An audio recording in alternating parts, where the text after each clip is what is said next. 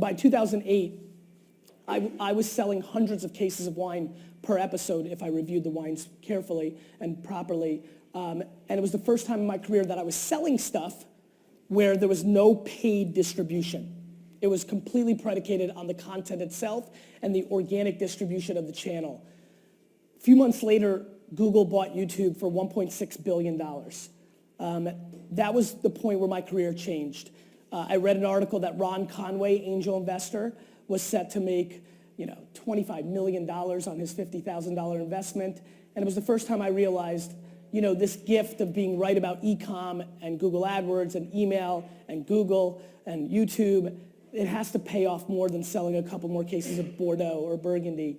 And so I promised myself the next time I felt it, the next time I felt that feeling that has so dictated the success of my life, that I would invest. I went to South by Southwest the following March because I wanted to learn more about this Web 2.0 thing that was happening.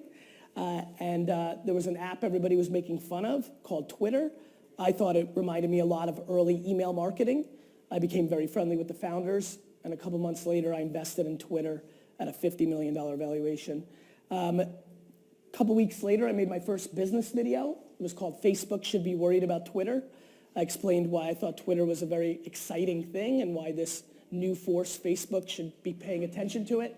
It led to Mark Zuckerberg's team reaching out to me. I flew out to Palo Alto and spoke to their company. Gave a talk about consumer behavior and the attention graph.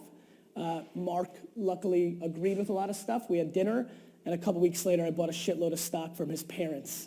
A week later, I came home to New York, had my first lunch with David Karp, decided that Tumblr was going to be a big deal, and 3 months later, I invested in Tumblr. So as an investor, I'll probably never do better than my first 3 investments. I've gone on to invest in Birchbox and Uber and Buddy Media and Wildfire and a lot of good things, and have done quite well. But back then, I understood that all those platforms' attention was underpriced. It's the way that I know that any brand in the world that you work with, definitely now in the UK, in the US, and many other markets, if they are trying to sell something, sneakers, a soda, a piece of candy, clothing, to a 15 to 25-year-old, 95% of the ideas in this room, at Vayner, and many other rooms are not going to work because we're going to deploy stories in places where 15 to 25-year-olds are not spending their attention. I'll use Mondelez. Sour Patch Kids was probably one of our most interesting case studies in the US. The brand manager literally almost got fired for doing what I recommended to be done, which was in 2015. In 2014, they spent all of their money on a commercial that was running on Spike television because they were trying to reach 15 to 25-year-olds. Business was down 7.5%. In 2015, when we took over the business, we moved every single dollar to only Instagram and Snapchat.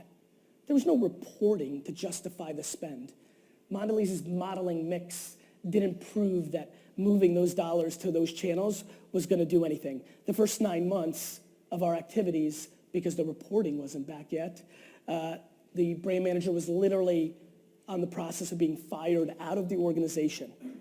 When it was all said and done last year, Sour Patch Kids in the US had the fastest growth of any candy brand in the last 10 years.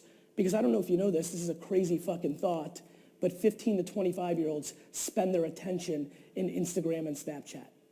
We have, right now in marketing, and just all over the world, a stunning disrespect for attention and a gross, overwhelming respect for bullshit metrics, headlines, awards, and a ton of shit that has nothing to do with actually selling product.